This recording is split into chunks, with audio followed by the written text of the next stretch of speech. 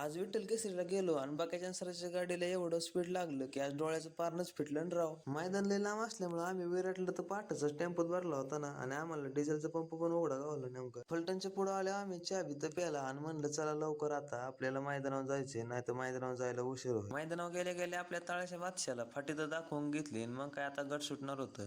मैदानात लढती तर काटाकीर चाललेले होते.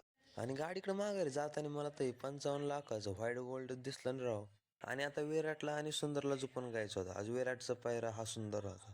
गाडी जुपून झाल्यानंतर आमच्या गावात ड्रायव्हर म्हणत होता मला पण व्हिडिओ घेणार आहो. मग काय त्याला पण व्हिडिओ घेतला आणि ह्या पाहुण्या पण आपल्या तळ्याच्या बादशाचं आज काय नशीब नव्हतं. गाडी 2 नंबरला उतरली पण मोखर स्पीड लागलेला गाडीला. आणि मग काय तिथून मी गेलो ट्रिपल विदर्भ केसरी महाराजकडे. जेवढा रागीट पळ तेवढा शांत स्वभाव बरं का ह्याचा. आणि हेच ते 2 वाघ ज्यांचा संघर्ष चालला होता फक्त गुलालासाठी, आणि शेवटी हा संघर्ष एकाच जोट्यात संपला बरं का. आणि आपले पण 1K व्हायला आल्यात. मग काय सबस्क्राईब घ्या.